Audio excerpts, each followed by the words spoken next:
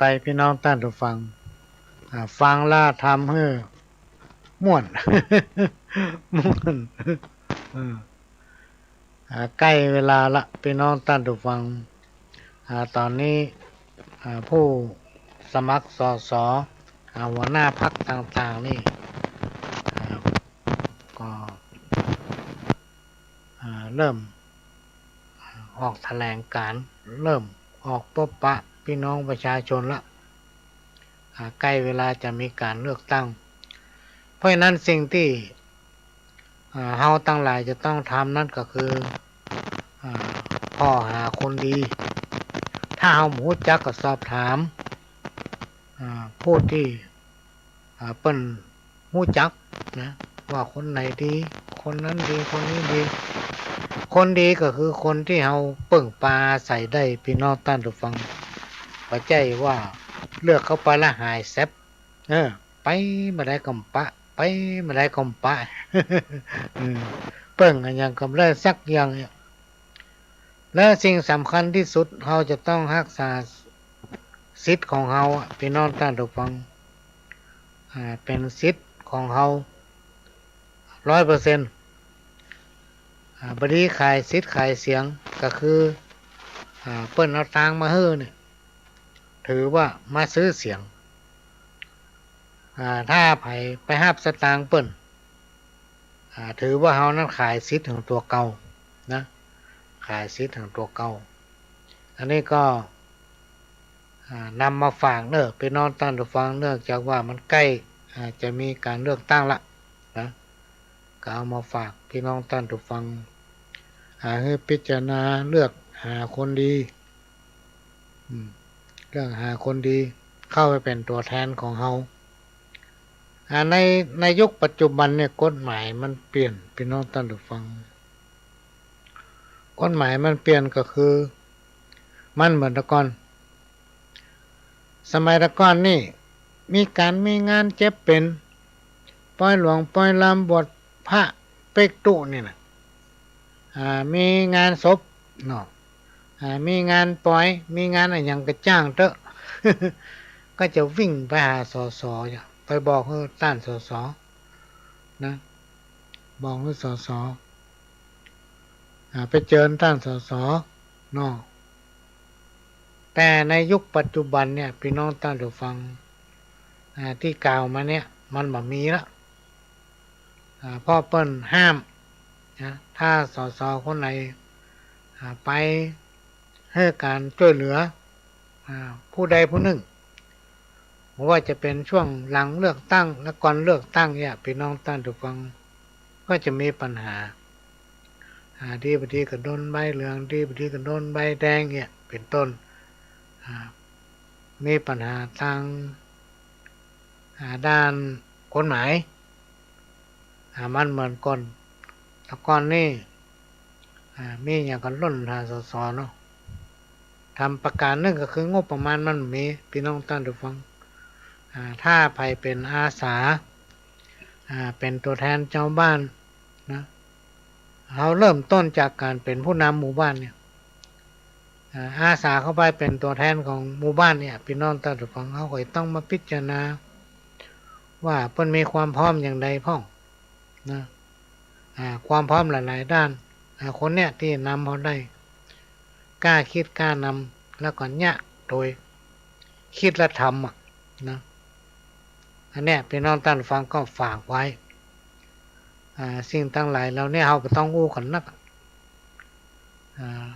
อู้กันหมอกปอเข้าใจเนี่ยเพราะแต่ละคนเนี่ยเข้าใจแล้วว่าเอาไปฮับสตางค์เปิ้นเต้าก็เอาขายซิตัวเก่า1 คะแนนเนี่ยมีความหมายขนาดพี่น้องท่านผู้ฟังเพราะฉะนั้นต้องรักษาสิทธิ์ของตนเองด้วยการส่งเสริมประชาธิปไตยอย่าประหารแกได้ถ้าคนไหนมาถามซื้อเสียงจังเฮาซื้อสิทธิ์จังเฮาถือว่ามันเป็นคนที่ใจบ่ได้ละมาฟังลำเพลงหนึ่งพี่น้องท่านผู้ฟังอันนี้ก็มันย้อนนึกถึงป้อไวยพจน์เพชรสุพรรณเพลงนี้ดังขนาดในสมัยก่อนแต่ตอนหลังนี่ใครเงียบไปละยิ่งมาในช่วงเนี้ย พ่อไวยพจน์เพชรสุพรรณนี่เพิ่งก็ถึงแก่มรณกรรมไปแล้วลองมาฟังเสียงของเพิ่นต้องขอสุมาภัยตัวเนื่องจากวันนี้เป็นวัด วัดหลงคอพี่น้องท่านผู้ฟังภัยจะไปวิทยุไว้ใกล้จะไปเอาหน้าไปอยู่ใกล้วิทยุน่ะจะ ติดวัด ก็เลยเปิดเพลงสลับไปสลับกับคำอู้ ก็อู้กันไปกับม่วนกันไปพี่น้องท่านผู้ฟังขณะนี้พี่น้องท่านผู้ฟังก็กำลังรับฟังรายการสาระสปะ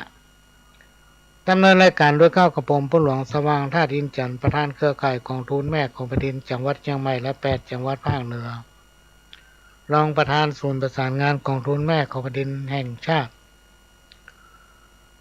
ก็นำเอาสาระสปะมาเล่าหู้สู่กันฟัง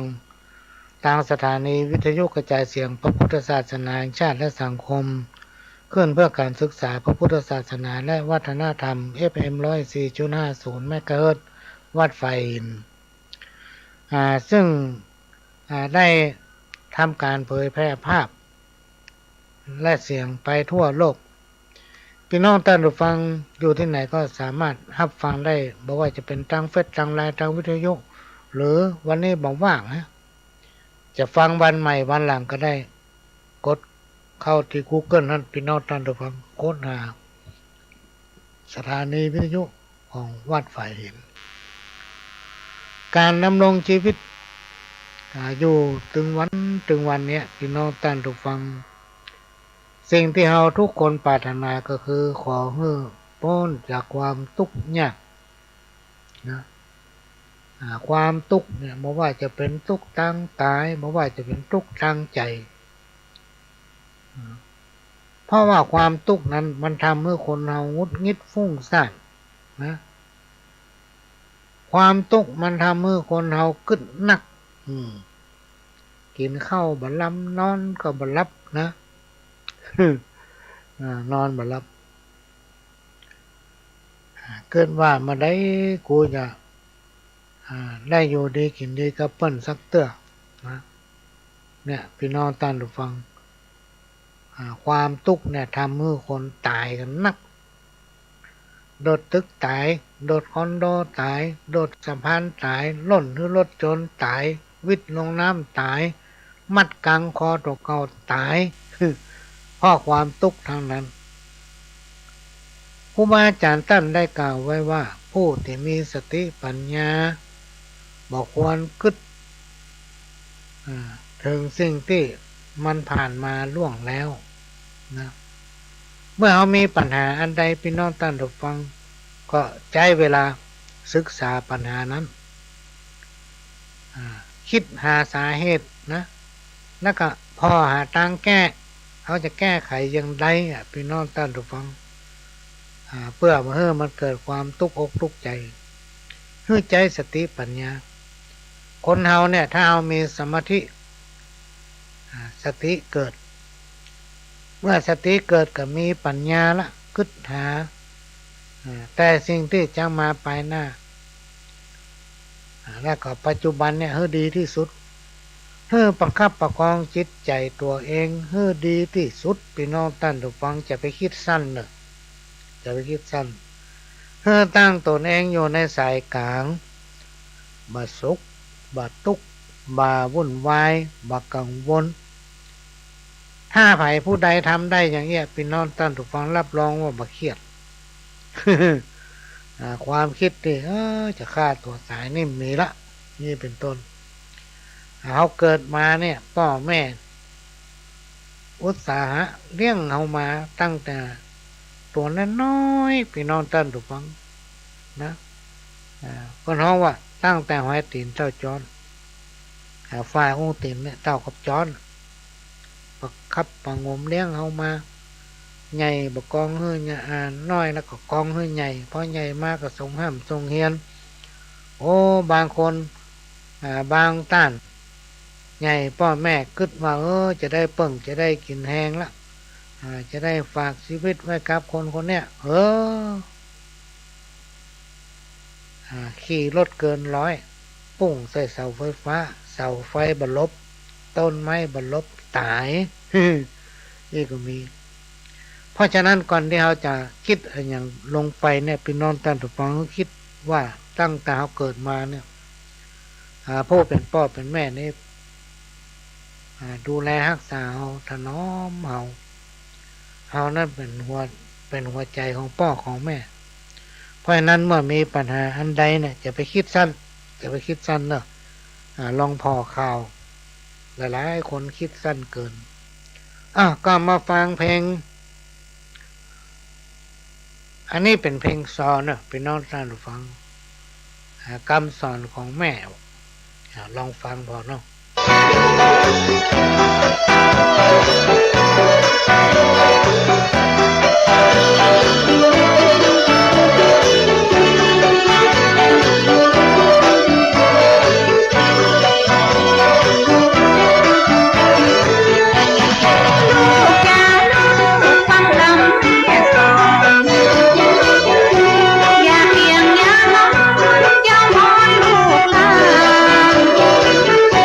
ลูกเล่าลูกบ้าที่แม่ได้หักษาเลี้ยงลูกใหญ่มา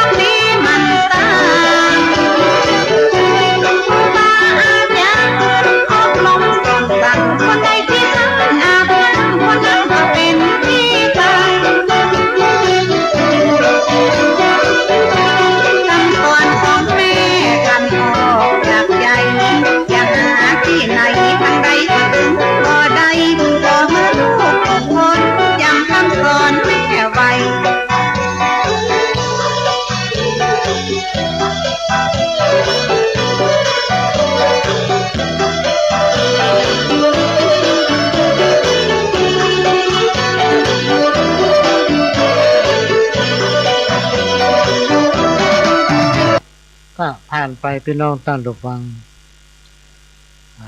เปิ้นฮ้องว่าเป็นคำสอนของแม่โดยคุณพี่ทิพย์พวันจันทร์สวยฟังแล้วกึดตัวเนี่ยก็น่าคิดนะพี่น้องท่านผู้ฟังอันนี้มันเป็นความจริงทุกตอนเลยที่เปิ้นนำมาฮ้องเป็นเพลงเนี่ยโบราณครูบาอาจารย์กล่าวว่าเรื่องในอดีตอย่าเก็บมาเล่าเรื่องเก่าอย่าเก็บมาลื้อฟื้นเรื่องอื่นๆอย่าเก็บมาคิด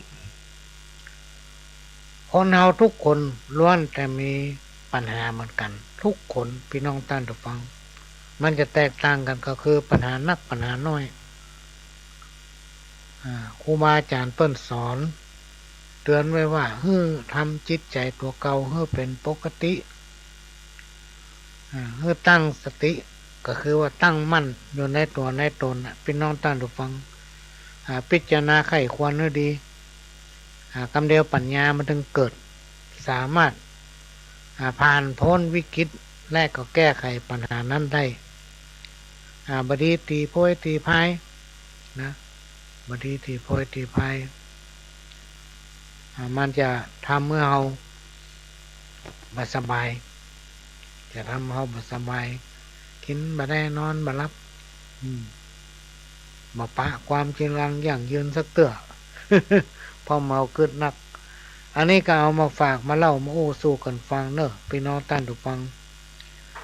วันนี้น่าจะเป็นวัดลงคอนะน่าจะเป็นวัดลงคอเสียงไม่ค่อยมี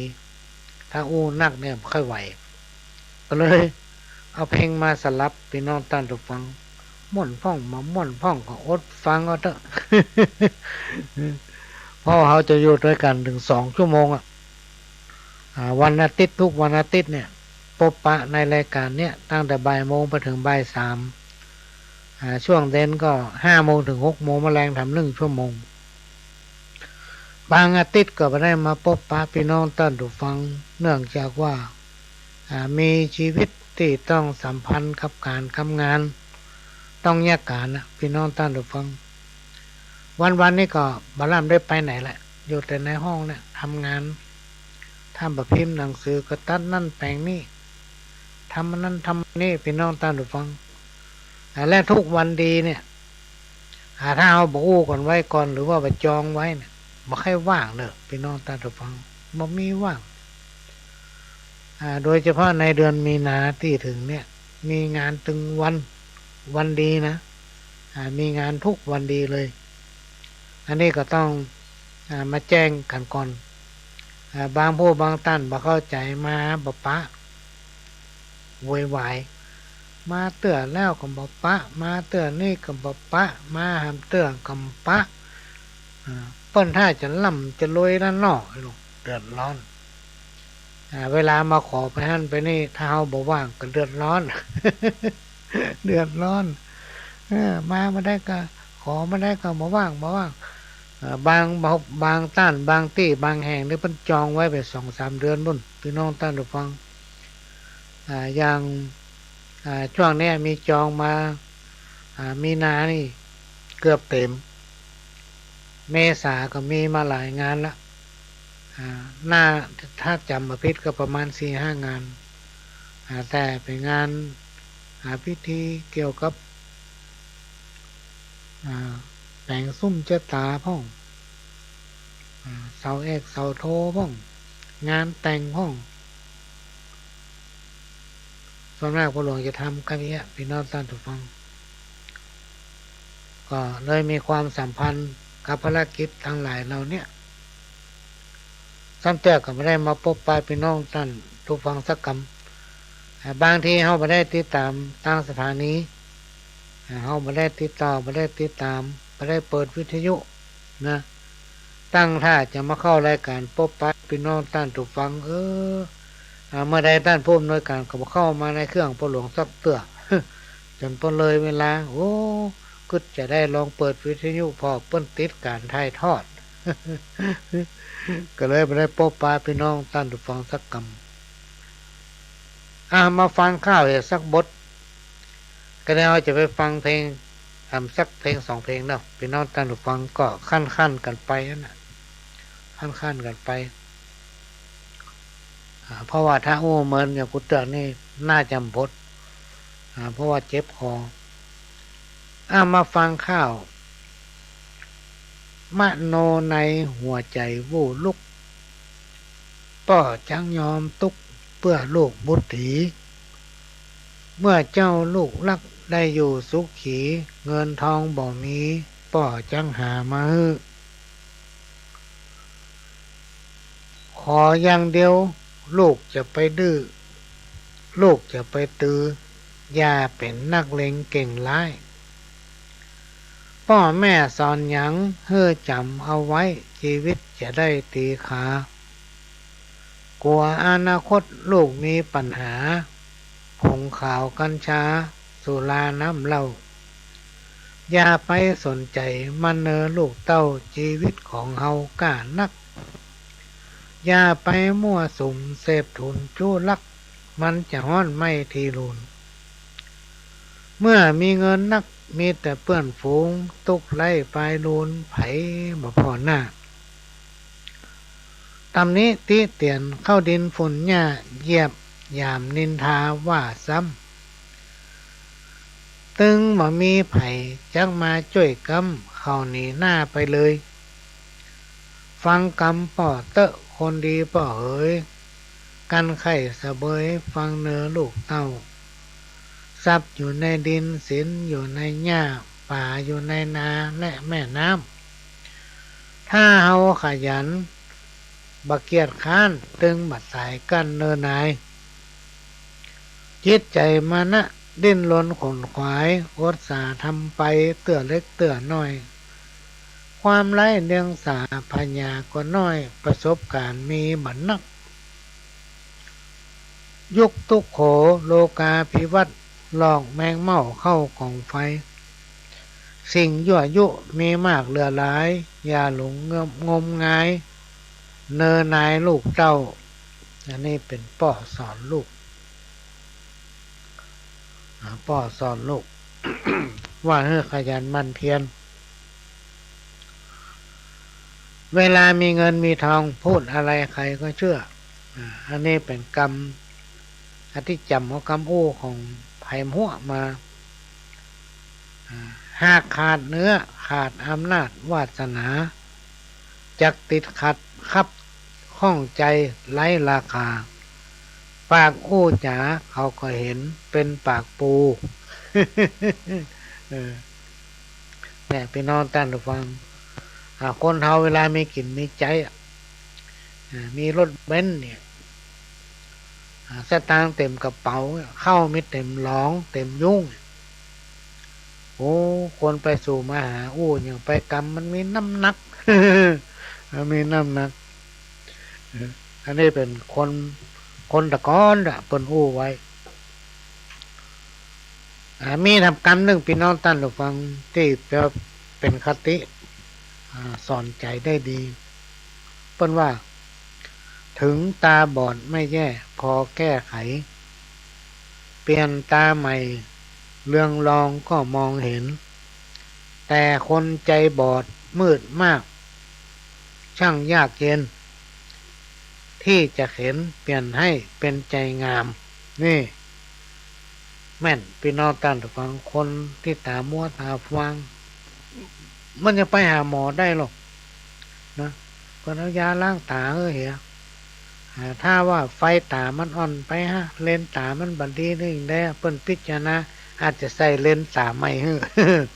หรือมันก็ล้างตาแล้วก็ตัดแว่นมันยังแก้ไขได้เพื่อพอหันถ้าเอาไปใส่แว่นแล้วพอหนังสือมหันเนาะพอยังกระหมูโดยเฉพาะตัวของพ่อหลวงเนี่ยพี่น้องท่านผู้ฟังถ้าห่างออกไประยะสัก4-5 เมตรเนี่ยบักใครหูจังหน้าละถ้าเขาไม่ได้ใส่แว่นสมองมันก็จ้าไปละในปัจจุบันเนี่ยอายุมันน้อยไปสมองมันจ้าไปตามวัย อันนี้ก็นำมาฝากเนอะพี่น้องท่านผู้ฟังว่าถึงแม้นตาบอดก็ไม่แย่พอแก้ไขเปลี่ยนตาใหม่เรื่องรองก็มองเห็นแต่ถ้าคนเฮาใจบอดใจมืดใจดำใจขิ้นใจค้อ ในใจเนี่ยมันมีความเอื้ออาทรพี่น้องท่านผู้ฟังเป็นคนใจแคบหน่อยอันเถอะคิดหาก้าเรื่องของตัวเก่ามาหันใจคนอื่นแบบเนี้ยพี่น้องท่านผู้ฟังมันแก้ไขมาได้เปลี่ยนมาได้ตัวไปหาหมอหมอก็ช่วยมาได้เพราะมันเป็นคนใจดำใจแคบมันเป็นเรื่องส่วนตัวอยู่ที่จิตใจพฤติกรรมของไปของมันเพิ่นฮ้องว่าเป็นคนที่มีพื้นฐานน้อยสภาพแวดล้อมในตัวก็น้อยพื้นฐานทางด้านการศึกษาก็น้อยใจมันเลยแคบใจมันเลยดำเนี่ยรักษาไปได้ไปจนตาย คุณสมบัติของคนดีเนี่ยพี่น้องท่านผู้ฟังคนดีเนี่ยจะต้องรู้จักความกตัญญูคนดีจะต้องรู้จักคุณจะต้องรู้จักบุญของบุพการีพ่อแม่และผู้มีพระคุณคนที่ดีเนี่ยย่อมจะไปว่าหรือย่อมจะไปก้าวไกลล่วงเกินคนอื่น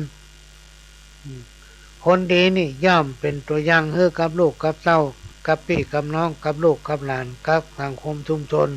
ของตนเองได้ชื่อว่าเป็นคนดีแล้วก็ได้ชื่อว่าเป็นคนนะอันนี้เป็นคนที่มีคุณธรรมอยู่ในจิตในใจคนเฮาเนี่ยมันจะต้องมีสัจธรรมพี่น้องท่านผู้ฟังอาจจะต้องมีความเที่ยงตรงยึดมั่นในตัวเองและก็แก้ไขในตนเองในสิ่งที่พลาดเผลอไปจะต้องมีการแก้ไขเมื่อทำกรรมหนึ่งหน้าที่ของศรัทธาเจ้าพุทธเฮาที่เฮาทั้งหลายควรทำก็คือต้องศึกษาและทำความเข้าใจในหลักของพระพุทธศาสนาและก็น้อมนำเอาธรรมะเป็นคำสั่งสอนองค์พระสัมมาสัมพุทธเจ้าที่เราสามารถนำมาปฏิบัติได้มาปฏิบัติตามนอกจากเราปฏิบัติตามแล้วยังช่วยกันเผยแพร่ช่วยกันรณรงค์ในการทนุบำรุงพระพุทธศาสนาและก็ช่วยกันปกป้องกันมหือภัยผู้ใดผู้หนึ่งมาทำความเสื่อมเสียให้กับศาสนาช่วยกันปกป้องมหือภัยคนใดคนหนึ่งที่ใจต่ำใจแคบเป็นคนถอยมาทำลายพระพุทธศาสนาเด็ดขาดประการสำคัญที่เราจะพุทธขึงยึดมั่นก็คือศรัทธาเลื่อมใสในพระพุทธศาสนาช่วยกิจกรรมในพระพุทธศาสนามั่นคงในคุณแห่งพระรัตนตรัยมีศีล5ประดับสติปัญญาบ่ถือมงคลตื่นข่าวปฏิบัติตนเลี้ยงชีพในทางสุจริตนะอันนี้เป็นหน้าที่ของชาวพุทธเราที่จะต้องช่วยกันพี่น้องท่านผู้ฟังเพื่อช่วยกันช่วยกันแท้ๆมาฟังทำเพลงหนึ่งมาฟังเพลงของป้อไวยพจน์ทำเพลงเนาะเชิญครับ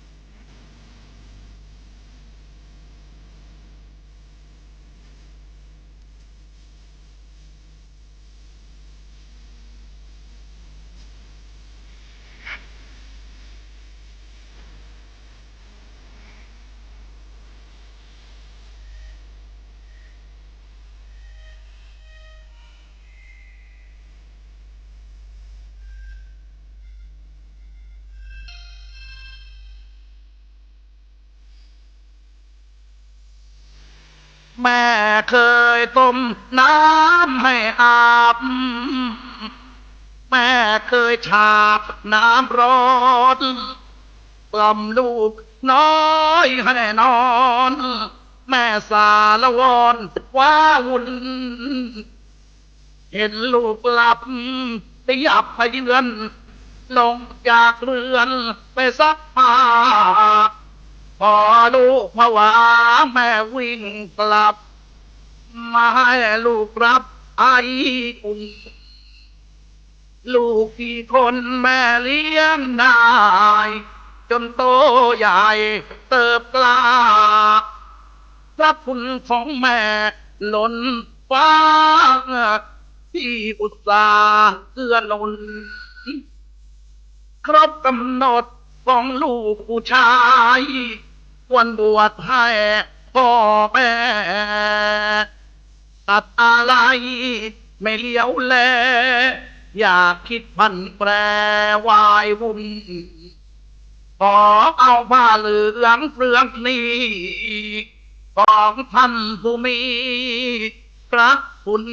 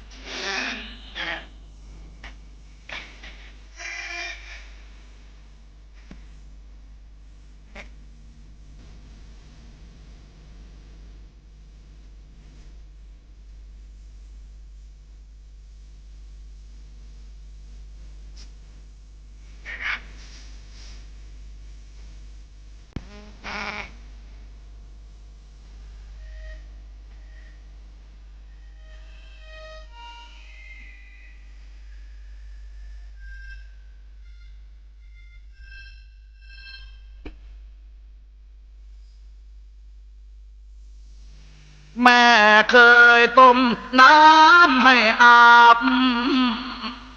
แม่เคยฉาบน้ำร้อนกล่อมลูกน้อยให้นอนแม่สารวรว้าวุ่นเห็นลูกหลับได้ยับพเยือนลงจากเรือนไปซักผ้าพอลูกผวาแม่วิ่งกลับมาให้ลูกรับไออุ่นลูกกี่คนแม่เลี้ยงได้จนโตใหญ่เติบกล้าพระคุณของแม่ล้นฟ้าที่อุตสาห์เกื้อหนุนครบกำหนดของลูกผู้ชายควรบวชให้พ่อแม่ตัดอะไรไม่เลี้ยวแลอยากคิดพันแปรวายวุ่นขอเอาผ้าเหลืองเปลืองนี้ของท่านผู้มีพระคุณ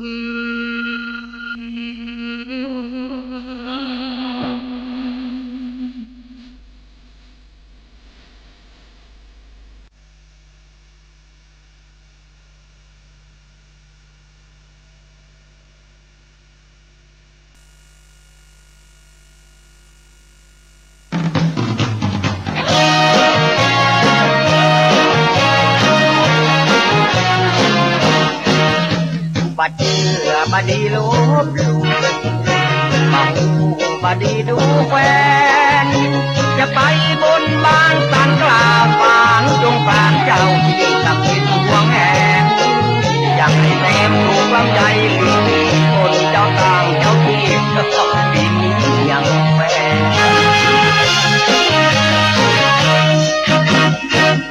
โอ้ลูกใจไอ้ยังมาลาผมยังโป้ยาคืนยังมานั่งสารแช่สารข้องเบาเขาพ่นแล้วกาปีนี้ลำไยลำเยยนั่นขอแชทตอบก่อนเถอะบาดแชมป์ แล้วจะตอบมาเรือปีแล้วนะบนหัวหมูสองหัวยังเอาแคบหมูไปเลี้ยงเหี่ยช่องไก่ต้มตัวก็ยังเอาไข่ห้วนไปเหี่ยแกนมันบาดได้ชักตังแชมป์เฮ้ยเนี่ยลุงใจถ้าเอาอย่างอี้บอกเอาอย่างเปิ้นตั้งใต้ปุนาถ้าเปิ้นไปบนสำเร็จแล้วเนี่ยเปิ้นจะเอาลิเกกาดนตรีกาไปเต้นแก้บนเนี่ยถ้าเจอมันชอบอย่างอี้ลูกเราก็บอกโอ้ยคำว่ากะเฉดนี่นะเจ้าอย่างไปบนมันก็ต้องจะอย่างเอี้ยกะลองพอคนกล้าอันแค่มองจะดีแต่กะมันร้องมันบอกหูนะแต่ลุงบอกให้เข้าใจนะอันดนตรีดนเตอนักร้องนี่นะบ่เป็นยังถ้าว่าจะยากอย่างอันผมจะเป็นผู้ช่วยผมมันหุ่มอยู่แล้วตกลงก็อันกะแฉมอีร้องไว้ชักตั้งมาน้องอย่างพี่จ้าลงใจอะไรล่ะจะไปบีบมือลงแหงจ้ะ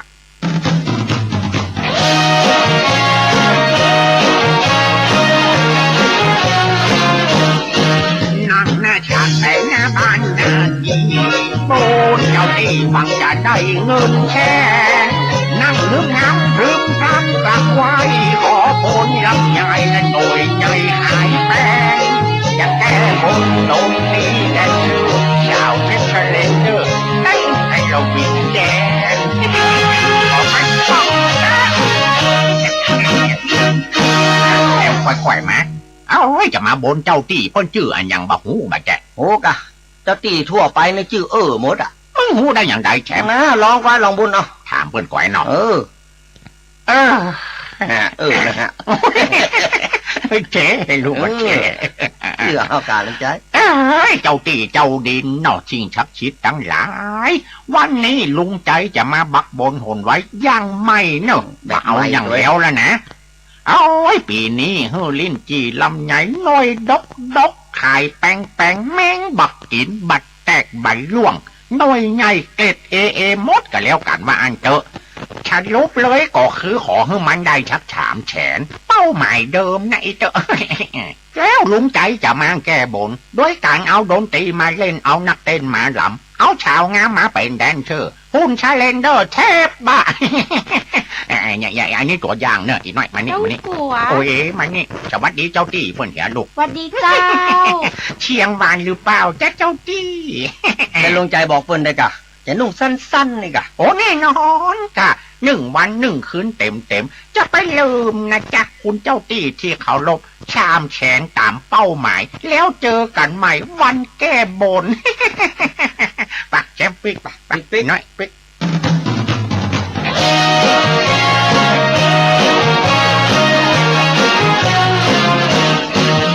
ลุงใจเส้นกระไดหน้าผูลำไยมันถูกด้วยลุงน้อยไอ้แชมมันเป็นไปตามธรรมชาติโปรดฟังนานเหลือแสนอายุไปหมดแล้วตรงนี้แต่ชื่อลุงบัญญัติแล้วเราก็เคยเต้นแต่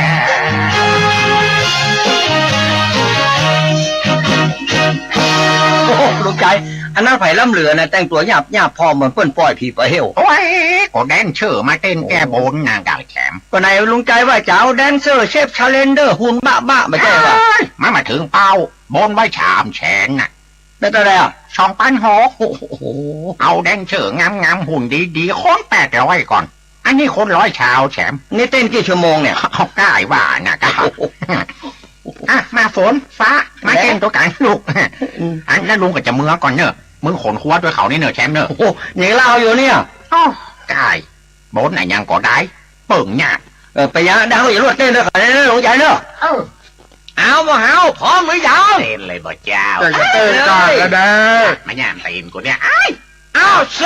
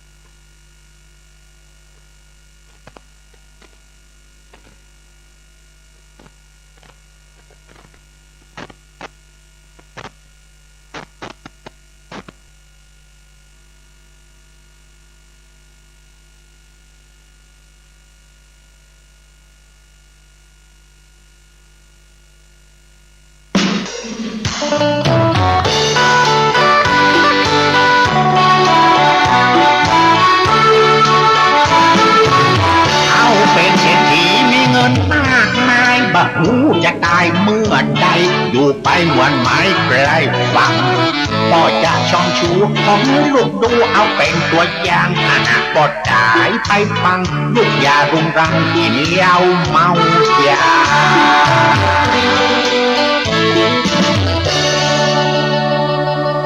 เอ้าชูอยู่พร้อมหน้าพร้อมตากันพอดีเนาะบัดเดียวพ่อก็เท่าแก่แล้วเหมือนไม่ใกล้ฟังจะตายวันใดก็บอกหู พ่อจะไปอู้อย่างอีกอะพ่อก็ยังมาเป็นอย่างเตื้อล้อมันเป็นกรรมของมนุษย์เนาะป้อนถึงว่าคนโลกมนุษย์เกิดแก่เจ็บตายเกิดนักเท่าใดก็ตายนักเท่านั้นนะฮันมาเดี๋ยวนี้พ่อจะแบ่งมรดกทรัพย์สินไว้ให้ฉูอย่างอันก็ดีเหมือนกันนายพ่อแบ่งเป็นสัดเป็นส่วนมาบั่ยุ่งกับลุงลังมาลุนไปพอผู้สูงมาเหนือป้นแบ่งให้ลูกป้นพอได้ขายอ่ะดอกจังมาตั้งยังเถอะพออู้เรื่องขายแล้วเนาะฮ่ากูจะมาแบ่งมาเบิงดีการอย่างอีกแต่ละพ่ออำนวยกับลำพัดว่าไว้ชิบคมพาบะเต้าคมขวานลานชิบคนบะเต้าลูกเต้าชิบลูกเต้าบะเต้าสองเท่าผัวเมียก็ว่าแม่ชูบะตายเนี่ยก่อนนี้นะอีพ่อถึงบ่แบ่งให้ไปชักคนนั่นเนอะบัดเดียวพ่อตกลงจะแบ่งให้ชูฮักกันแป้งกันผัวเดียวเมียเดียวฮักชาชับฉีนมรดกไว้ให้ดีนะลูกนะ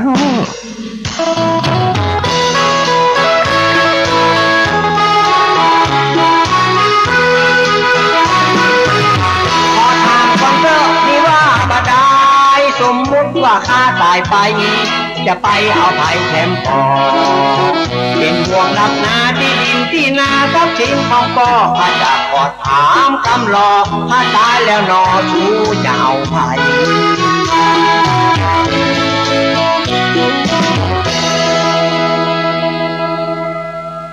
สูอันกรรมที่พ่อสอนว่า10 คุมภาเนี่ยสูจำได้ก่อนจำกะข้าจำเลยเปิ้ลน่ะกรรมที่ว่า10 ลูกเต้าบะเต้า2 เท่าผัวเมียเนี่ย ถ้าอย่างอ้างข้าขอถามสู่คนเนาะถามอะไรอย่างมาสมมติว่าข้าตายอะสู่จะเอาไผ่จำก่อนโอ้ของสื่อสัตย์ต่อกันเตอะมีสัจจะต่อกันอย่างข้าต้องมาเอาไผ่ยะสูอันเรื่องสัจจะเนี่ยมันต้องติข้าในสูขนาดข้าไปส่งเขียดนะข้าปากกบข้ายังมาเอานะมาถ้ากัวมันจะขี้จ้างงาคำมาก็จังเตอะข้าตึงมาเอา อยากอีกก็อยากแควนน้อยกา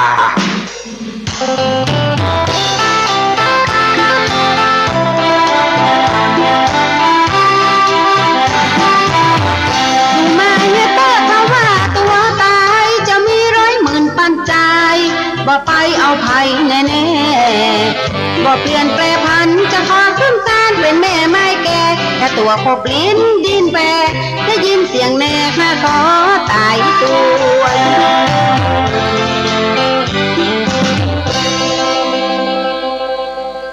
เนี่ยชูอันนี้สมมุติมาได้นะอันอย่างทำไมสมมติว่าข้าตายไปแล้วอันนี้มันตายลูกมันจะเขาลากขันลูกสมมติว่าข้าตายเนี่ยสูนอนเขาเดียวสูจะหนาวก้าสู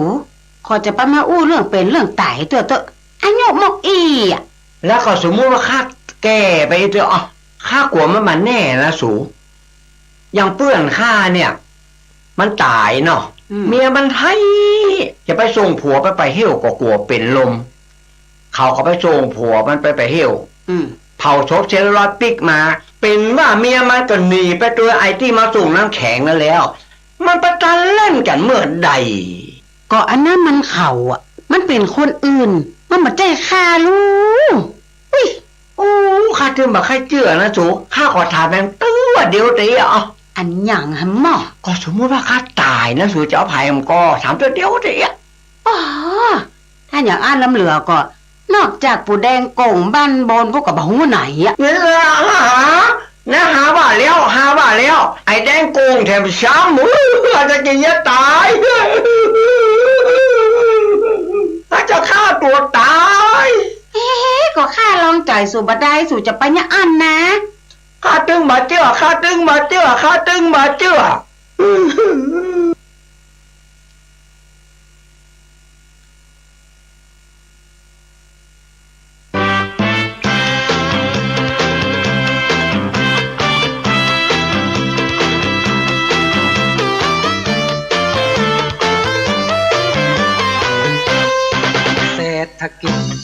ำลังเบิกบานเพราะว่าเงินล้านรัฐบาลให้มา ช่วยกันแบบรากหญ้ายืมเงินไปกาเพื่อพัฒนาครอบครัวพ่อหลวงประกาศเสียงตามสายล่วงหน้าเป็น3-4 วันน่ะเพื่อมาประชุมเรื่องเงินล้านเพราะถึงเวลาต้องใจหนี้คืนล่ะโหยังมากันเต้าเอี้ยนี่ที่ตอนจะเอามาเงินนี่หลายแตะหลายว่าบ้านพ่อหลวงป้อมมีที่อยู่เอาไผว่าได้กู้เงินแล้วไปกาไปขายร่ำรวยพองกาโหยังดักปิ้งมันใหญ่มากนะก็พ่อหลวงสักคนก็ขับหมูขับในอยู่ฮะน่ะไอ้คำแลนยังไม่อยู่จอกกุนหาจะไปไหน จะไปกินน้ำอย่าพ่อหลวงเงินที่กู้ไปกาไปขายตามที่เสนอโครงการมาเป็นไรก็กานะคะตามโครงการนะคะมันเอาไปขายเหล้าพ่อหลวงจะเป็นเรื่องวะโอ้จะไปมาดูรูกกันนี่เนาะเอาจะไปเถียงกันเดือนหน้าเนอะถึงเวลาทรายนี่ละบอกลงหน้าไว้ก่อนใช่แน่ใช่นี่ใช่แน่แต่จ้าหน่อยโหเงินล้านบัลลังจะเป็นเงินแล้วเนี่ยก้าเลิกประชุม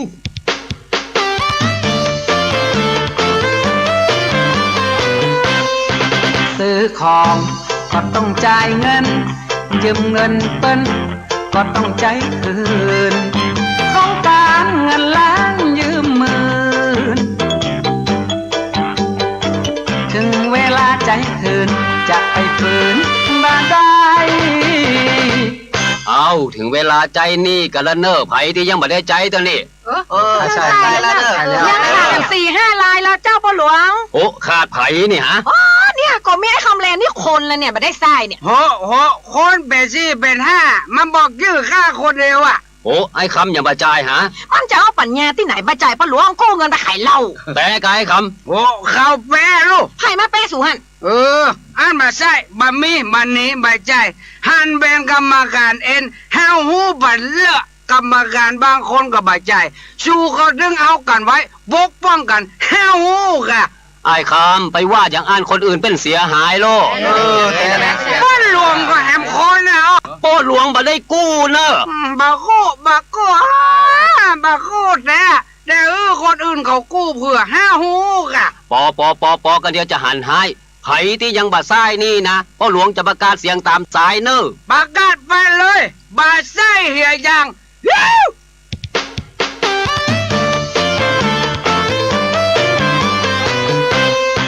กฎระเบียบหมู่เฮาตั้งไว้ทุกคนเข้าใจไม่มีใครโต้เถียงถึงเวลาจะมาบ่ายเบี่ยงจะมาขึ้นเสียงเถียงกันทำไมอะโหลรายชื่อต่อไปนี้คือผู้ที่ยังบ่ส่งเงินล้านเตื้อ1ไอ้คำแลนหยุดพ่อหลวงสต็อปพ่อหลวงผมอยู่นี่เนอะบ่ได้หนีหน้าหายไปไหนมาชาติหน้าชาติตากันอย่างห้ำเหลือบ้านนี่มาอยู่เห็นดิกะโอ้มาอยู่แล้วจะไปอยู่ไหนไอ้คำจะแยกหมู่บ้านคนเดียวกะจะเป็นพ่อหลวงคนเดียวแยกได้อย่างใดวัดก็มีวัดเดียวอาจารย์ก็มีคนเดียวไม่มีปัญหาหรอกอาจารย์ว่าจะเอาพ่อผมเนี่ยก็เป็นน่ะไปอู้อย่างอันมันบาดดี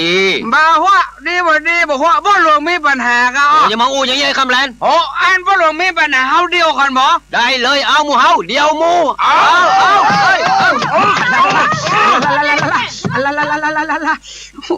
พอโครงการเงินล้านเนี่ยถึงมาโดนตีภาค2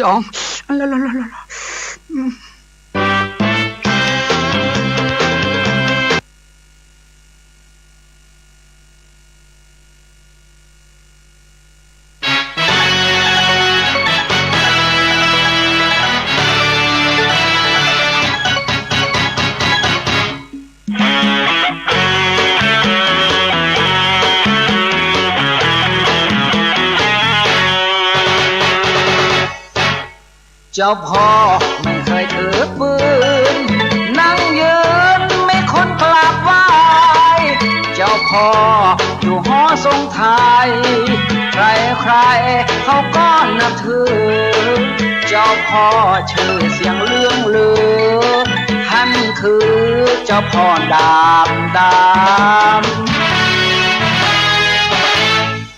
ลูกศิษย์ลูกหาขอไหว้ศาลเจ้าพ่อลาบลำเจ้าพ่อดาบดำ ลูกหลานตั้งหลาย มาหาพ่อโดยธุระอันใดเลิก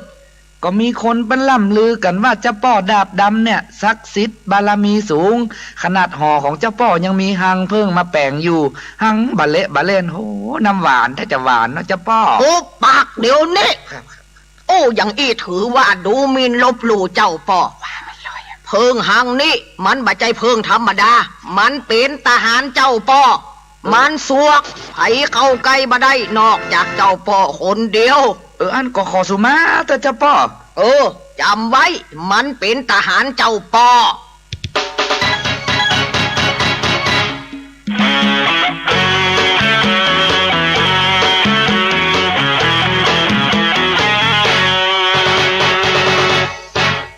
เจ้าพ่อไม่เคยขี้คุยมีดมุยลุยมาทุกอย่างรังพึ่งเป็นบริวารฝากกลานด้วยความเต็มใจ เจ้าพ่อดาบดำอำไปเพื่อให้ใครๆนับถือ เรื่องศักดิ์สิทธิ์และปาฏิหาริย์ของพ่อดีนะ ถ้าพ่อได้เปลี่ยนดาบดำขึ้นมาลำเมื่อใดฝนก็จะตกฟ้าก็จะห้อง หมู่เฮาขอได้พอเจ้าพ่อลำดาบสักเตื้อเพื่อเป็นบุญตาเจ้าพ่อ กันนั่นเลย เจ้าพ่อจะเริ่มลำแล้วเนอะอ้าวตั้งแต่ท่านั่งลำแล้วจะยืนลำเล่นน้อยมนุษย์เอาเงินใส่ขันสัก2-3 พันจะลำฟ้อนโอ้เจ้าพ่อระวังปลายดาบเจ้าพ่อมันจะไปจี้ใส่หางเพิ่งเนอะโอ้นะเจ้าพ่อปลายดาบจี้ใส่หางเพิ่งแล้วหมู่เฮาตัวไผ่ตัวมันโลด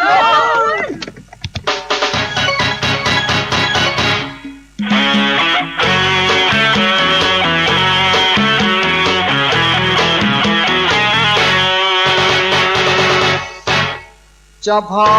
ไม่ทันระวังดาบพลังโดนรังพึ่งใหญ่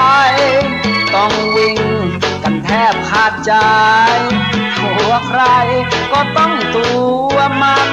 เจ้าพ่อวิ่งหนีไม่ทันทหารเจ้าพ่อหักหลัง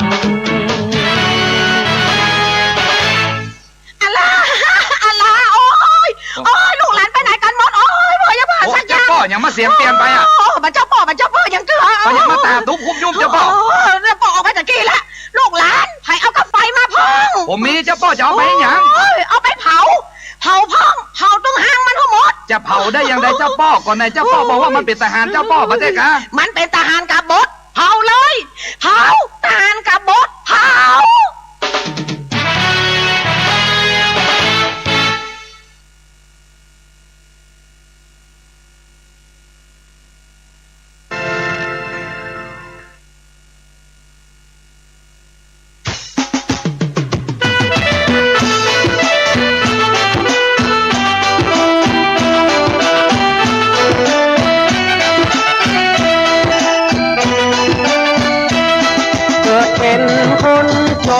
ต้องดินรนหากินกันไปบัดคนทุกมาเฮาการอุ่นใจไหลเลียงซักใจเป็น2-3 วันถึงครั้งหนึ่งดังเพราะเข้ามาหลา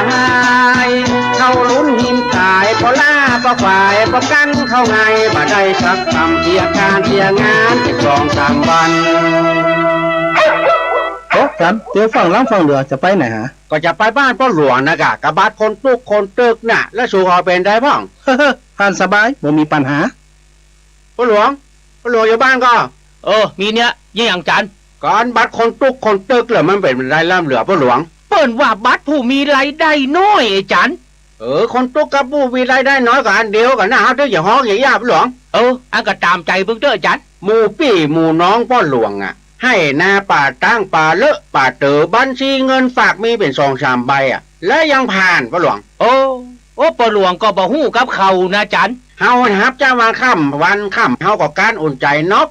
กบ้าผ่านหมายความว่าใหญ่ๆอ่ะ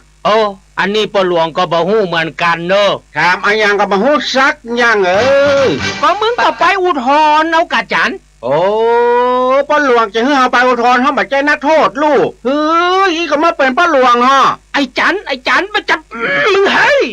ยังป้าหลวงจะรังแกประชาชนกะไปไกลๆไอ้จันไป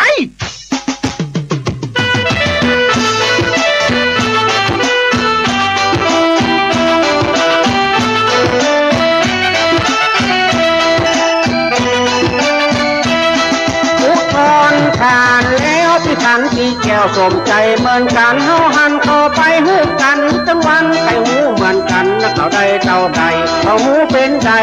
บัดเท่ากัน300บางอัน200บางอันหูกันจังวันหูกันตั้งใดไปหูไอ้จันมันจะได้เท่าไรวันนี้เขาอยากไปทางใดเนี่ยจะเอาบัตรคนปลูกไปหูก็ไก่ซะน้อยเฮ้ยนั่งจมอย่างจันอ๋อสวัสดีครับป้าหลวงก็นั่งจมเรื่องบ้านคนตุกนะครับป้าหลวงก็มึงอุทธรณ์ผ่านเรื่องบัจเจกาจันอันผ่านนี่ผ่านแต่มันได้บัตรเท่ากันนะป้าหลวงมันก็ตามระเบียบเปิ่นนะกายจันระเบียบยังไงคนรวยได้300คนตุกได้200ป้าหลวงแล้วมึงไปหู้นี่มาขอญาติพี่น้องป้าหลวงแปลงบ้านอย่างวังรถยนต์มีเป็น2-3คันได้300เฮานี่ขี่รถเครื่องมือ2แกเต็กว่าบดังเมียเฮาฮับจ้างมัดหอมวันค่ำชิ้นปออก5-2ปองได้200อันก็ไปถามรัฐบาลพุทธจันถามป้าหลวงเนี่ยเพราะป้าหลวงเป็นลูกน้องบ่ลูกปอย่างจันไปคนตีคนกลางเลยไปเดี๋ยวจะมีเรื่องมีราวกับบัตรคนตุกคนเติกนี่เห็นละไป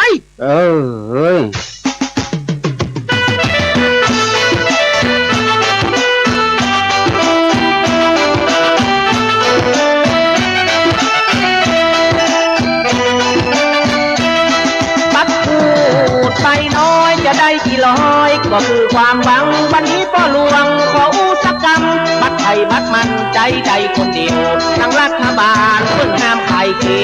ยวไปจดคนเดียวพูดใจคนเดียวถ้าไปไข่เขียวต้องโดนเอาคืนถ้าไปไข่เขียวต้องโดนยึดสวัสดีครับเจ๊อวบคนงามสวัสดีเจ้าป้าเลี้ยงจานวันนี้เจ้าอะไรยังและได้บาร์โคดตู้มา2 วันกับห้องปนเลี้ยงเฮ้ยอันนี้นะเขาใครมาหูดกับเจ๊คนงามมอสักคำนะฮะหูดทอดไอ้ยังอู้ดีๆนะไอ้จันเดี๋ยวจะโดนแล้วเนอะก็หูดบาร์โคดตู้กับเจ๊ป้าเลี้ยงไอ้จันจะหูดเอาไอ้ยังเจ้าอันอย่างอื่นเขาก็บ่ใครมักตะใดนะแต่มันสีส้มๆปากหน่อยเขาหูดนั้นชุดเล็กจะได้ก่อนฮะหูดเล่าบ่ได้ไอ้จันเที่ยงกันยังลำเหลียเสียงดังเตะดังหวังก็ไอ้จันนะกะป้าหลวงเจ้าบัตรคนตุกมาหูดเอาเล่าเขาบอกว่าบ่ได้ไปได้หูดจันก็เดี๋ยวเปิ้นจะมายึดบัตรไปนะอันชุดเล็กบ่ได้มันเป็นยังไงหลวงบ่ได้เด็ดขาดไอ้จันบ่หูดก็บ่หูดอันอีในบัตรเฮามาได้อยู่200เฮาขอขายเขียวให้ป้าหลวง150บ่ต้องเอาของมันเด้อป้าหลวงเอาแล้วอ่านจันเมียตัวหมาเดือดร้อนหั่นล่ะกำกึดดีเนาะเอาบัตรคนตุกมาขายเขียวสื่อกินเหล้าเฮ้ยบัตรจันสู่บัตรห้ามาปากบัตรไผ่บัตรมันสิทธิไผ่มันอันที่สู่เหรอขายเขียวไปแจงหวยใครบอกว่ามันก็ปอกันเรื่องกูนะกะจันป้าหลวงก็เหมือนกันนะบ่เข้าใจคนเขาจะบอกเขาส้มปากบัตรคนตุกเปิ้นเอามาฮื้อหูดเอาของกินของใจมาใจในบ้านในจองเปิ้นบ่ใจให้มาหูดเหล้าหูดหวยกันอย่างอีป้าหลวงจะยึดแล้วเนอะเฮาด้วยว่าเฮาบ่ฮู้เฮาจะขายเขียวป้าหลวงฮู้เรื่องบ่ได้ได้บัตรก็ฮู้บ่ได้ดังใจบานี่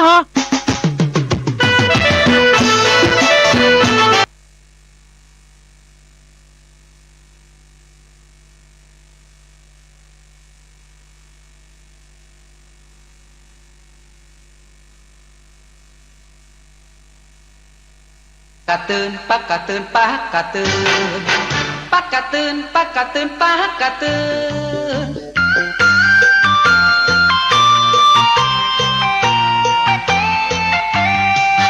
คนเฮาจะตู้จะรวยดวงจะสวยหรือว่าดวงจะขึ้นต้องเปิดตำราในปักคนเมืองหูจักห้องว่าปักกะตื่น มเป็นคนบ่เชื่อผู้กำใดก็เบื่อบ่เชื่อป้ากระตือนวันผู้จะเกี่ยวเข้าในนาไปหาครูบาเปิดตำราตึงคืน โอ้ไว้ฉาอันตัวลุงเจ้าวันพวกนี้จะเกี่ยวเข้าไหนนะมันจะเป็นวันดีก็ครับโยมโจมกะเปิดปักกระตือนพอก่อนนอกเกียง59เสียติดกับจันนี่60เสียวันอังคาร42เสียชุกกับปุด37เสียวันเสาร์กับวันพัดโอ้วันพวกนี้เป็นวันกาละกินีเป็นวันใจยทึดบดีเกี่ยวเตือกมันเป็นวันฮ้อนวันไหม้เนอะบัดแกกาตุลุงมันจะแน่ชัก2%นี่จ้างคนไว้หั่นเป็น10 คนจำเป็นได้เกี่ยวเหรอกาจ้ะ ถ้าบ่เชื่อก็ตามใจลุงโจมเถอะเนอะ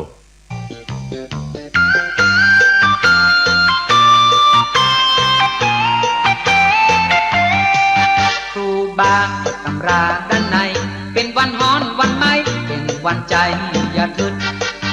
มันเป็นวันกาลากินีเป็นวันบอดีพอลุงอย่าไปกึดลุงจมจ้างคนเกี่ยวเข้าบ่เชื่อกรรมตั้งเจ้าเกี่ยวเข้ากันทึดตุลุงอันฉันเข้าแรงแล้วกาโยมโจมถามไปเรื่อยไผว่าตุเจ้าฉันเข้าแรงสักเตื้อมันมาเป็นอย่างกาขนาดตุลุงว่าวันใจยทึดบดีเกี่ยวเข้าแล้วหมดแล้วเกี่ยวบ่เข้ามือไผ่ทักคนเจื่อล้ำกับบดีของอย่างอีวันใจยทึดเกี่ยวเข้ากันเต็มต้งทึดๆจ้ะ ไปแล้วเนี่ยโยมอันตุลุง วันใจยทึดเกี่ยวเข้ากันหลายเต็มต้งทึดๆจ้า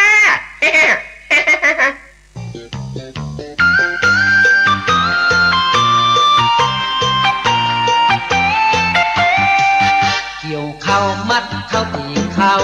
เสร็จแล้วหมู่เฮาคนเข้ากันทึดตอนแรกคนเข้าใส่ลองเวลามอบตี2เสียงแตกดังทุบคนห้องว่าไฟไหม้คนห้องว่าไฟไหม้ตุเต้าจึงบาไก่นั่งไข่หัวคึกตุลุงครับไหวฉาเนอะตุลุงผมจมไหวฉาตุลุงรับราชการตุลุงเสียงไผ่มาห้องเมื่อค่ำเมื่อคืนเนี่ยฮะโอ้โยมโจมกันน่ะมีอย่างกะอันขอตุลุงช่วยประกาศเสียงตามฉายเฮือกำเตอะไฟไหม้หลงเข้าผมละใจหน่อยเนอะใจเย็นโยมมันไหม้บะแตกาบะแตอย่างไรแตกดังรูปๆพะเนาะเข้าใจประกาศแล้วโยมปิกไปพอให้ดีแถมกำรู้ของอย่างอี้เจื่อแต่บ่ได้เกิดว่าประกาศไปไฟไหม้บ่แต่เจ้าบ้านจะมาด่าหัวตุหน้ากะแต่นะตุลุงพอให้เหรอเปลวไฟแดงไปเลืองน่ะพอให้เหรอเข้าใจแล้วไม่แท้รู้แต่วันใจยทึดไฟไหม้หลองเข้าทึดม่วนแต่เนาะ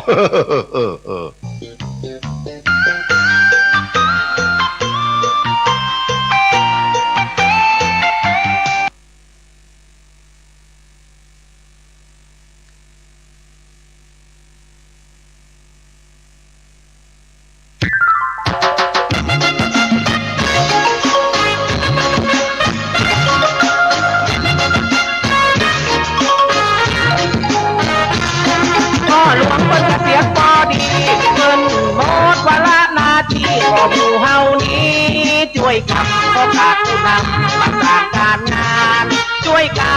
นประธานหมู่บ้านของเฮาจะพัฒนาจะไปขอไอ้จันไอ้ตาตัวเฮานี่นะจะลงสมัครพ่อหลวง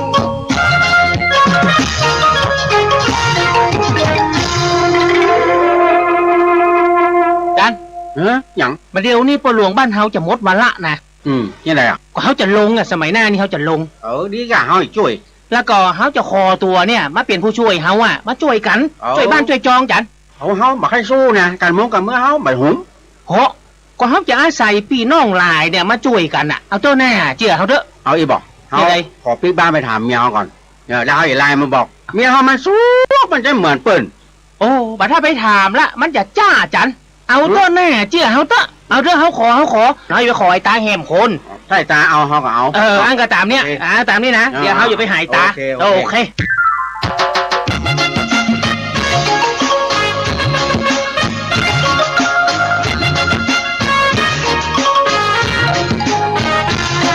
การงานนี่เฮาบักเอียงแต่ก็หลวงแล้วมันชอบลำเอียงจำเป็นต้องเทียงนั้นกาใจนาผู้ช่วยให้ตาบาหารเงินเดือนเก่ากันใจกาไอ้จันบาหารไอ้ตาขอถามพ่อหลวงนี่นะยังต้องมาใจเฮาคนเดียว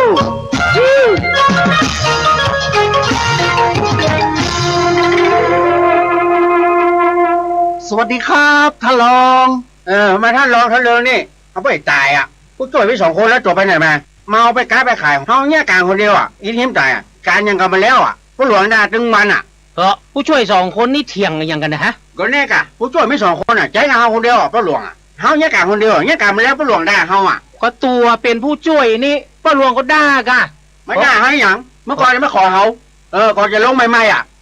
ผู้หลวงของเก่าอย่าโม้ว่าหน้ามาขอเฮาอ่ะหาว่าพี่น้องเฮานักอ่ะเพิ่งคะแนนพี่น้องเฮาน่ะ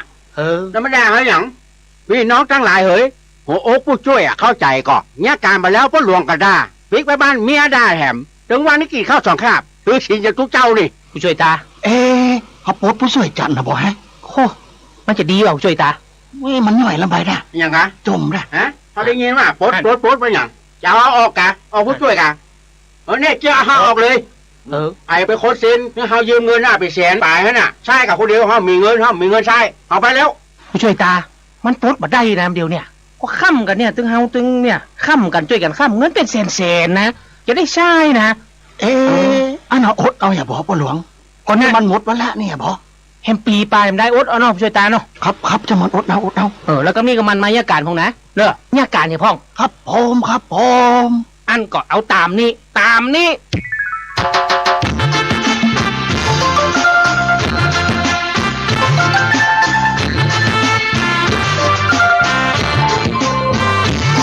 หัวเขามันไปทำงาน2-3 วันดักคอยจะไปทางคอยสักคำก็หลวงผู้นำต้องไปดูงานโดยกา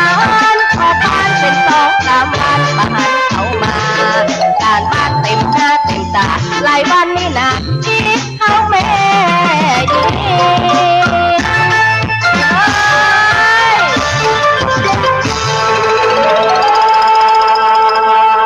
พ่อหลวง เฮ้ย ผู้ช่วยจันไม่ไหน มันแบบปิ๊กถึงบ้านเด้อกะ บามาเตื้อ อย่างนี้นะป้อหลวงเนี่ยนั่งรถแหมกัน ผู้ช่วยก็นั่งแหมกันก็นึกว่ามันมาถึงบ้านแล้ว ยังบามาเตื้อ เราฮะผู้ช่วยตามาให้หลานต้องถามผู้ช่วยตาพอเหรอ ผู้ช่วยตา ผู้ช่วยจันไม่ไหน โอ้ ผู้ช่วยจันติดเกาะลูก เกาะไหน เกาะอกเนี่ยกะ โอ้ยขอมันปีกมาก็เตอะจะบอกหมอกขึ้นมันสักกำเหรอ หลวง ฮะไอ้จันมึงไปไหนมา อันติดอยู่บ่กะหลวง ก็ปนปิ๊กบ้านกันหมดนี่ก็เมียมึงมาโตยแห่มาซ่อแห่เนี่ยก็นึกว่ามึงมาเลี้ยว มันห่างข่าวก็อย่างหลวง ก็มันหาสลิดบัตรดีนี่ผู้ช่วยจันอ่ะ พ่อหลวงไปหวังเฮาเองนะเขาจะแฉพ่อหลวงนะบักเกี่ยวกันมันคนละเรื่อง อ๋อไปดูงานไปว่าไปติดไม่ยิงเหีย แล้วไผบอกสัว ผู้ช่วยตา โอ้ปากปาดีเงี้ยตาแหบ มันแท้ลูก พ่อหลวงเอามันออกผู้ช่วยเหียเนอะ ผู้ช่วยจันเมียให้ออกผู้ช่วยล่ะว่าใด ออกก็ออกกะลงด้วยการเป็นมู่ออกก็ต้องออกด้วยการเป็นมู่ไปเลย แห่นี่บ่เฮ้ย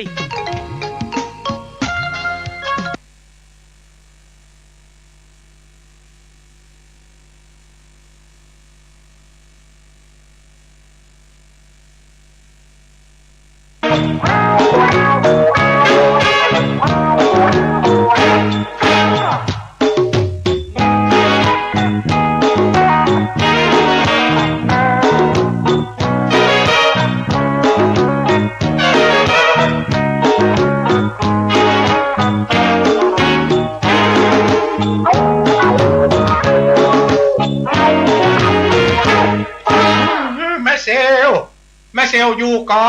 อยู่กามีอย่างกาพี่เซล เฮ้ยเนาะ นี่อย่างบ่ได้นี่ให้อย่างล้ำเหลือ ไอ้แอมไอ้แซม นี่หยัง โอ้แล้วมันจะพูดเรื่องมาประเด็นเนี่ย ไอ้แซมมันมีแล้วเนอะ ฮะมันมีไหน มันตายไปแล้ว ตายที่ไหน มันเป็นอะไรยังตาย ติต้าน้ำพูดมันเป็นปีมันอยากกินข้าวมันไม่ได้กินมันตายไปแล้ว แล้วมันยังบากิน มันออกบ้านไปไม่เชียวเบอร์สตางค์สักบาทแม่นกอแล้วมันจะเอาไอ้ยังมาซื้อกิน ถ้าจะเงี้ยอย่างใดเหี้ยนี่ประเด็นเนี่ยถ้าเงี้ยอย่างมาถูกแล้วเขาจะจัดการนึกฆ่ากรรม ก็เดี๋ยวถ้าขออปพรอยู่ฮั่นละจะจ้างเขาหามมันมา2,000แม่เชล โอ้อย่ามาแปลง โอ้จ้าง50,000ข้ายังบ่แบกบ่หามเด้อเนอะอันนี้2,000กะเหล้ากะยาเขานะกะก็ว่าจะให้มันเน่ามันเหม็นหั่น โอ้เอาเงาก็จัดการนึกฆ่ากรรมกะอย่างแหม กะขยมแถมโตน โอ้ขยมยังเป็นโจร ก็ ขณะนี้พี่น้องท่านผู้ฟังก็กำลังรับฟังรายการสาระสปะจากทางสถานีวิทยุ FM 104.50 เมกะเฮิรตซ์วัดไฟหินดำเนินรายการโดยก้าวกับผมปหลวงสว่างท่าตุอินจันทร์วันนี้เป็นวัดพี่น้องท่านผู้ฟังเสียงบ่ออก ก็เลยเปิดเพลงสลับกันไปก็ต้องขอสมาภัยโดยหมดเวลาหมด ก็จะต้องขอนำรายการนี้จากพี่น้องท่านผู้ฟังไปก่อน ขอให้พี่น้องคนฟังทุกท่านกินข้าวลำนอนรับจากกับผมปหลวงสว่างท่าตุอินจันทร์ขอสวัสดีครับ